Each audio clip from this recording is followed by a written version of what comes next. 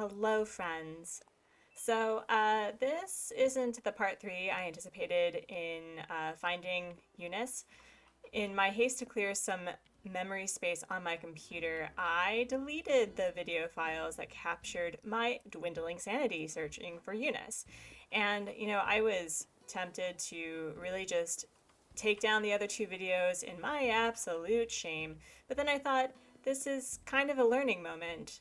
Using YouTube, using video editing software, being computerly literate, I guess, if that's what we're going to refer it to. And we all make mistakes, and perhaps this is a blessing in disguise because this is really what Animal Crossing is about: making the most with what you're presented with. Um, and to be honest, I'm still learning what makes an interesting video to watch. The last part of the search was going to be made into a wordless montage to KK Flamenco anyway, followed by two interactions on Nookazon that did end up with Eunice as our neighbor and moving to my island in the end, and then a speed build of our outdoor laundromat for, as a gift to helping small businesses thrive. Um, but first, we're going to meet our newest neighbor that is not Eunice, do a brief tour of what is currently under construction on Oldport, give Colton his birthday present because it's his birthday today, and Coach better be, oh wait, no, Coach is, Coach, are you not celebrating your boo's birthday? Oh, we're gonna have some words, sir, some words. And if Eunice is currently inside her laundromat house, we'll go say hi, and then we'll do a speed of the laundromat build as I talk about my experience with, Nookazon and getting Eunice on the island. So up until then, let's just get started. Okay, so here we are at our newest neighbor. Nana has officially left our island. Someone was really wanting to take her from Nookazon, which again was very surprising to me because I don't think Nana is particularly popular, but hey, to each their own. And she was amiiboed out for a Sanrio villager. So let's go meet our newest friend.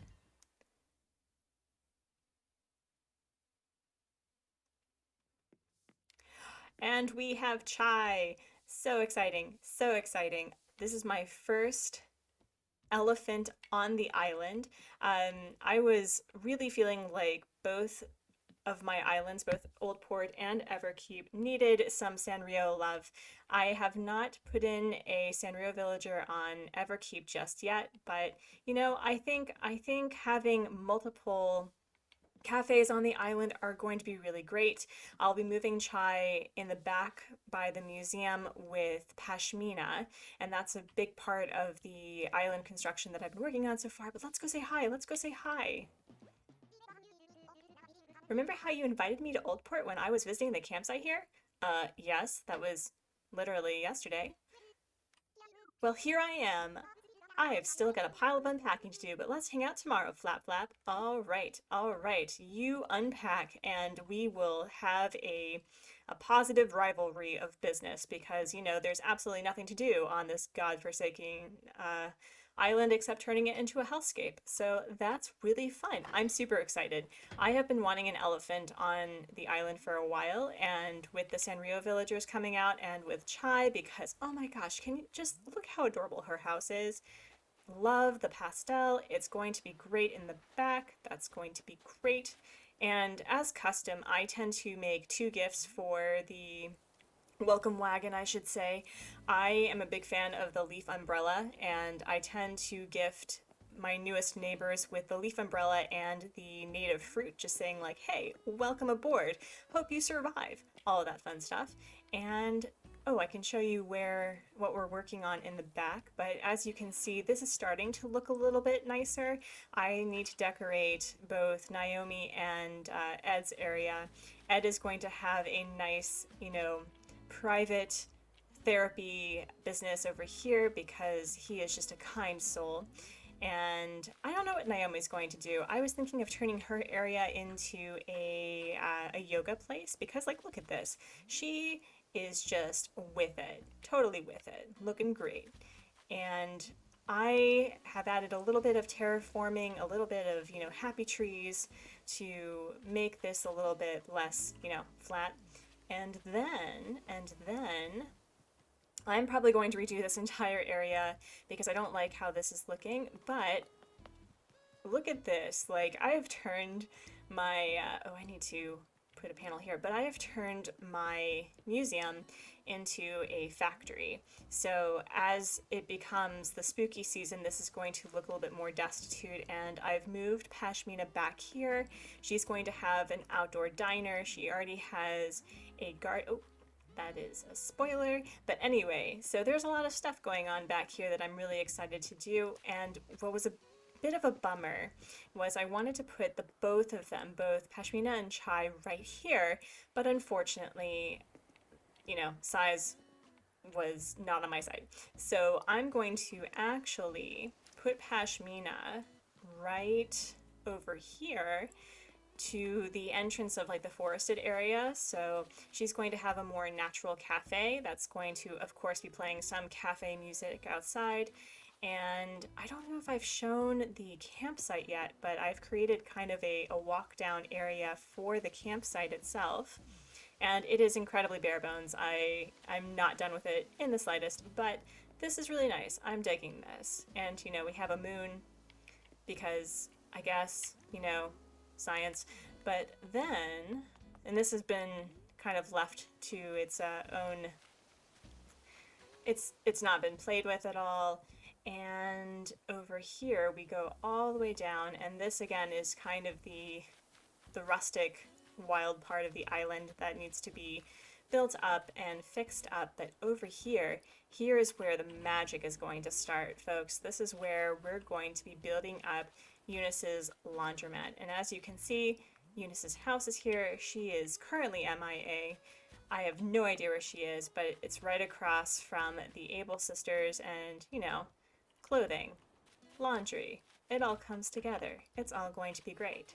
But yeah, so, oh, let's go give Colton his birthday present, and then we're going to do the speed build of the laundromat, and I will be doing, you know, a commentary of my experience with Nookazon. So let's go give Colton his birthday present.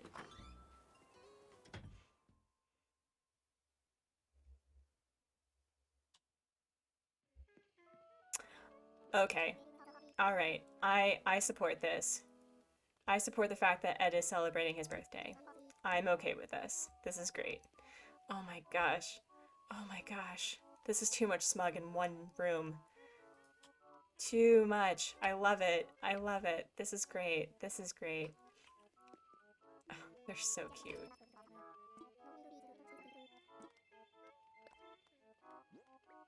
All right, let's give you your gift. I hope you like it. It should match your aesthetic, I think.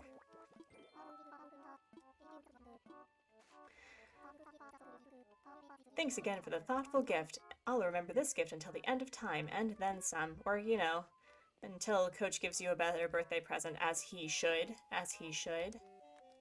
Okay. But, Ed, where is our scheduled therapy session about, you know, Winnie and, you know, her neuroses, or my neuroses, or, you know, how Eunice came to be on this island? Actually, this is probably a good point to get this started, because it was quite the experience. And as I get to building the laundromat, that is what we're going to talk about. My descent into madness, my learning from my mistakes, and, you know, building a nice, pretty laundromat for our dear friend, our dear Fluff, Eunice.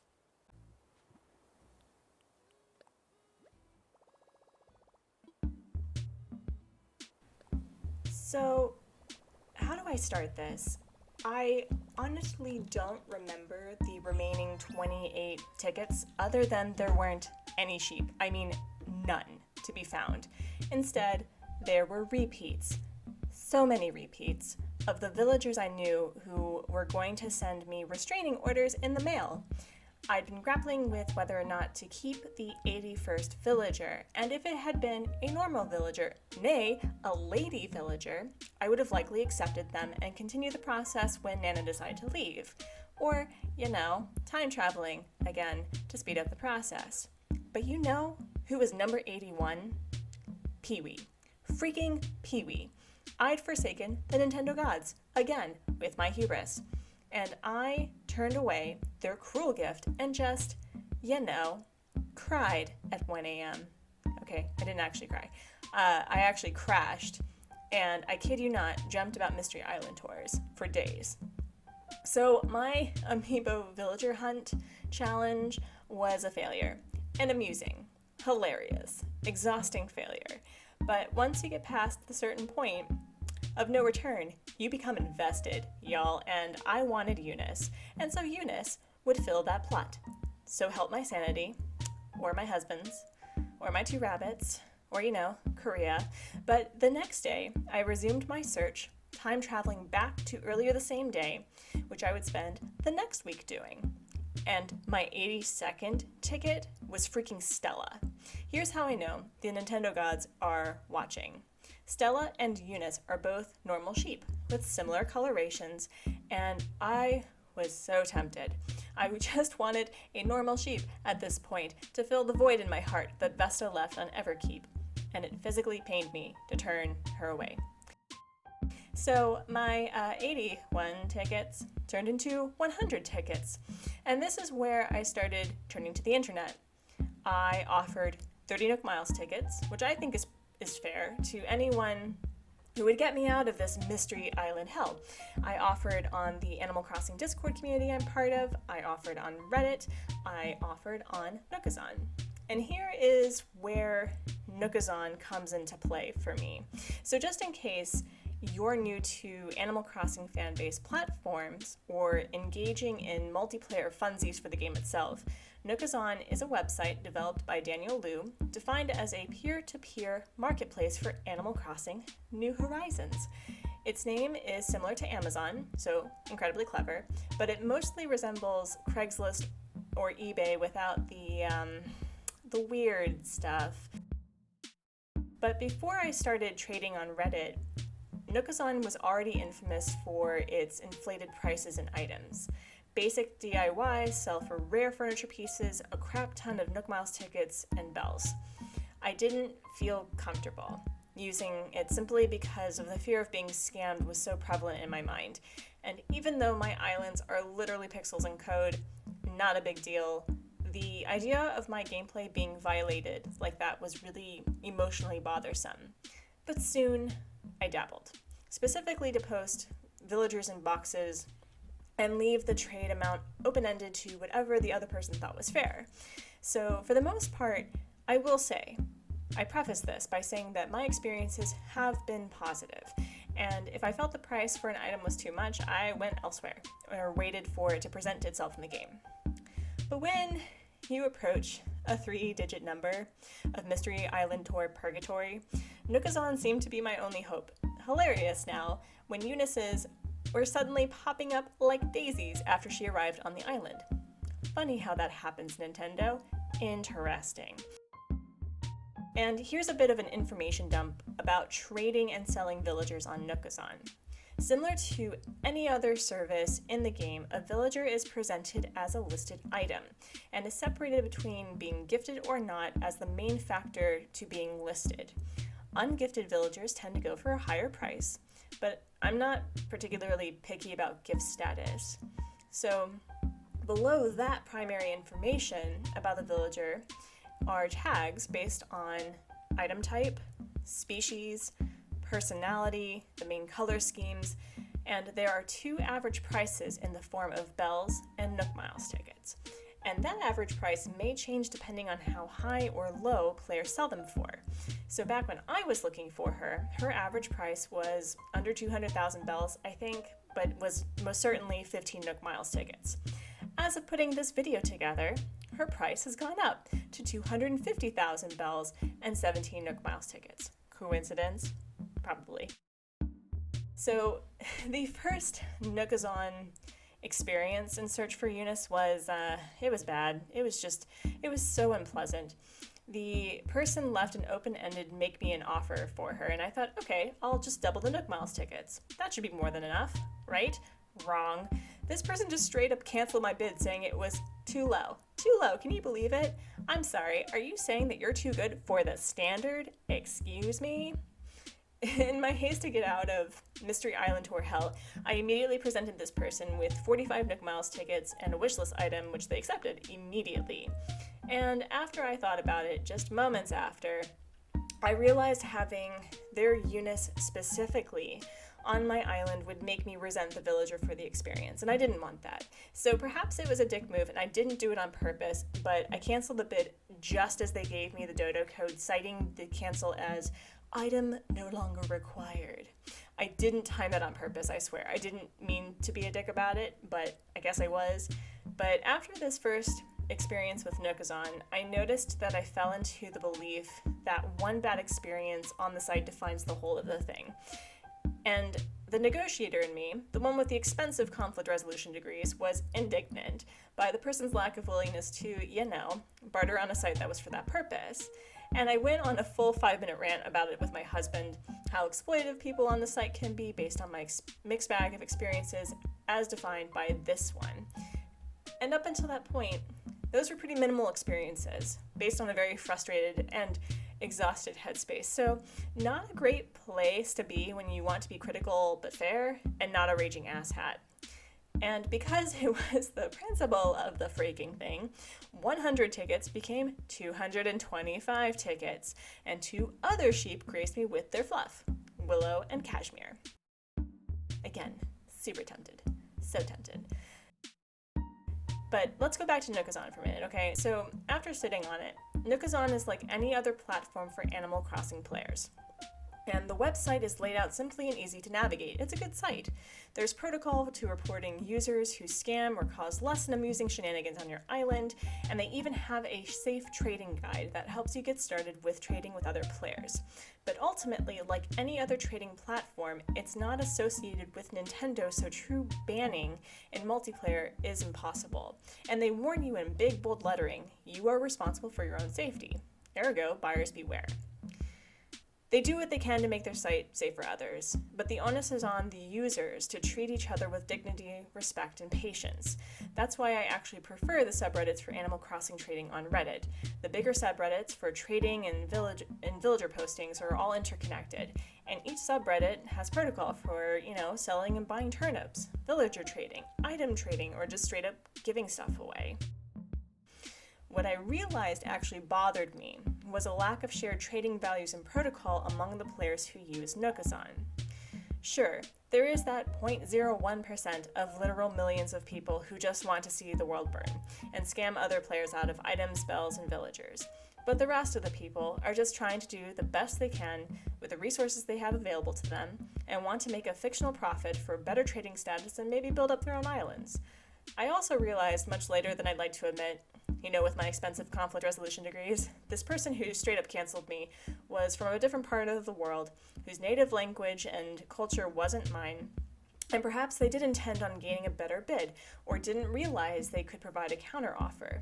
This was their trade, this was their Eunice, and they had a right to agree or not agree with a bid, even if it was mine.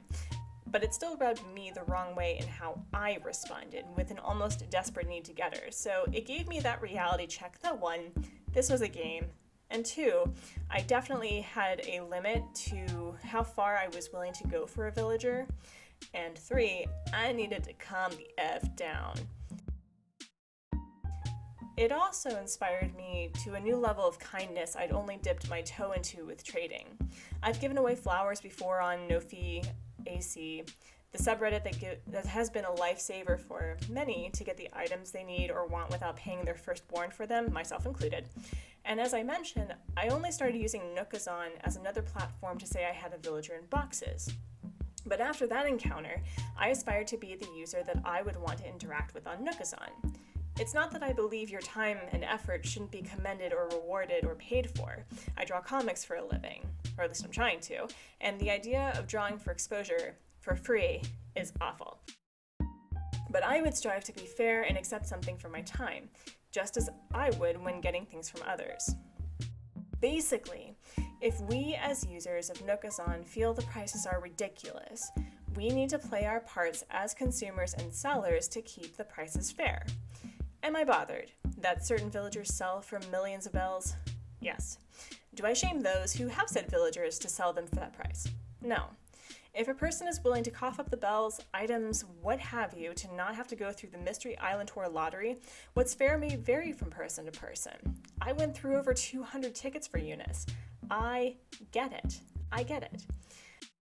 My second attempt to get Eunice was a much better experience on Nookazon. There were a couple of listings a few hours old, so I made the bid on the most recent listing, which happened to be free.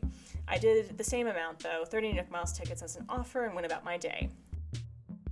At this point, I had to stop myself from doing hours-long stretches of Mystery Island tours and attempted my search to limited my search to 10 Nook Miles tickets a day. But I didn't have to wait long, right? So this person, this angel, accepted my bid and sent me the dodo code. I tipped her an extra 15 Nook Miles tickets when I arrived. Then I knocked. Eunice answered. And now, she's on my island. Forever. No, not forever. I'm just kidding.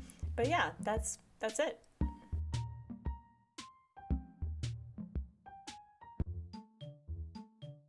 You may be wondering, dang, right? Dang. Why did you spend so many hours to find this one villager? Because I hyperfixated, and I'm a prideful artsy bitch, and I refuse to let the Nintendo gods win. That's why. This game, which I've touched upon in live streams previously, was my frivolity during a time of major emotional and physical distress for me in 2020. So as long as I adult the way that I need to, and so as long as my work is done, I'd like to put time to the things I want in this game and not settle. However, time traveling on both islands severely burned me out. And after this whole experience, I'd rather give other villagers the benefit of the doubt of being interesting and fun neighbors, or use long-ass villager hunts for charity purposes via live stream, and I have 2 in the works that I'm planning ahead for. But, there you have it. The mistakes, the devolving sanity, the happy ending, the fluff, the laundromat. I'm not going to lie, I'm really glad I didn't settle. I'm glad I waited for Eunice in her laundromat. She's a shy introvert that likes being inside. Me too. Okay, me too. And, that's it. Until next time. Alright friends, that's it for the Find Eunice saga. I have a few more video ideas in the works, as well as the weekly live stream that varies between Mondays, Wednesdays, and Fridays. Be sure to like this video, subscribe for notifications, and follow me on Twitter, Instagram, and Patreon for all of my comic content. So until then, have a good one.